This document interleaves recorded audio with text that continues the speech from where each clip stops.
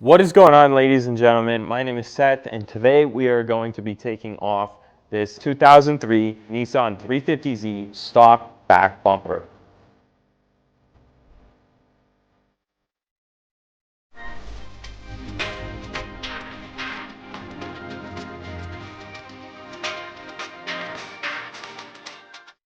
So what we're going to be doing first is taking off the tail lights. There's a couple bolts under there, but first we're going to use a screwdriver and then 10 mils to pop them right off. If you haven't seen our video on installing an authentic Nismo version 3 wing, go check that out. It'll be linked down below.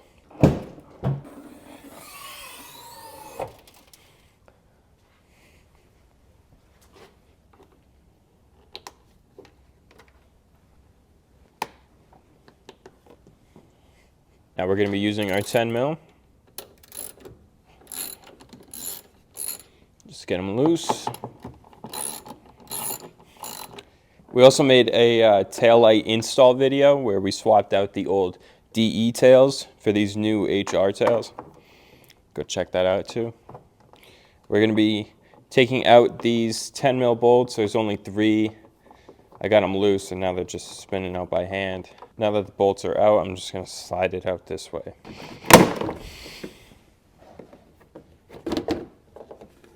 Now that it's out, we're going to disconnect the tail light from the harness.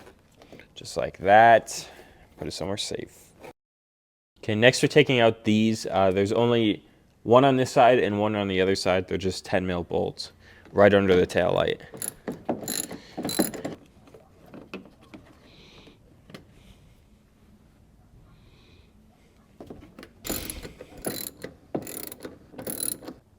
So there's one more 10 mil bolt down here. It's on both sides. So that's what we're going to be taking out next. This, we do not have to take off the rear tire.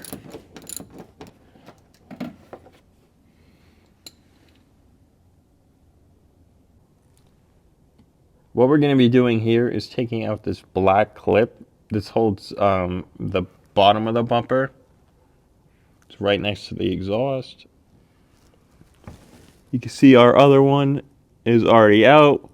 So we're just going to be using a clip puller and just taking out this. It should come out pretty easily. It's held down to this crash bar, this silver crash bar right here. So we need to do that.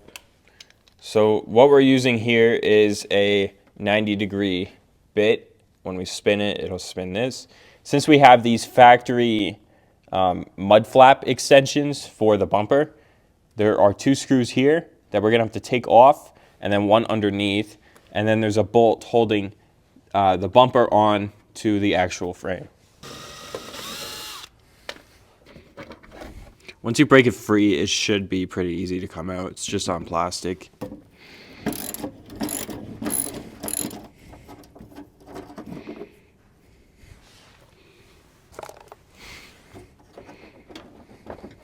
There's 2 clips down here. It's right off this fender, right on the tail end of it. They are locking, so we have to turn them, I think, 90 degrees. And we're going to be using a 5/16 wrench to do it.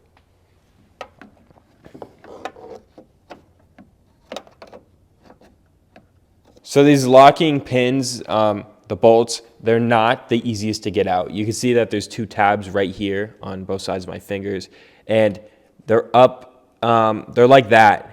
And then when the bumper's back there, it's held in. So you have to turn it 90 degrees so these tabs are out of the way and the bumper can move out this way. So what we did on the driver's side one, they're the same, but what we did on that side is we took a 5/16 wrench, because this is an 8mm bolt, but the 8 mil didn't fit on the wrench because it was cockeyed and there was no room to turn it to get the wrench on there. So we used a 5/16 wrench, which is bigger, and then we added some electrical tape on the inside. We stuffed it quite a lot so then it has grip, and then we could turn it. We had better luck turning it towards the car because there's an opening, there's room to do it, and then away from the car, there isn't room to do it. It's very tight. Also, what we did for the passenger side, because we didn't have luck with the 5/16 tape method, is we took an 8mm socket. This one was a little more, we could get the socket on it. It was turned. And then we wrapped duct tape inside out. So we stuck it and then wrapped it the other way so it was inside out. And then we put on gloves and twisted it. It's really tricky. It's not easy at all. But once you do it, it will come out. You just got to be patient. You don't want to break them. They're special order parts, I would assume. It's rough, but once you get it, the bumper will come out. I don't know how necessary they are. We'll figure that out when we install our new bumper, because there are spots for them, but I don't know if it's necessary that it really holds it in or does much. It's probably more of an alignment thing. But also, if you want better fitment, I would suggest using this because it would hold this part tight. So that's probably what it was intended for. But we're going to put them back when we do install the new bumper. But that's how we got these undone. It took a long time, so I just want to warn you guys. Hope you guys have better luck than what we had. There's a row of clips up here that we do not want to break. They're very delicate, so we're going to carefully pry it out. How this part of the bumper works is there's pretty much a sliding clip that this bumper slides into on the chassis. So you have to slide it out.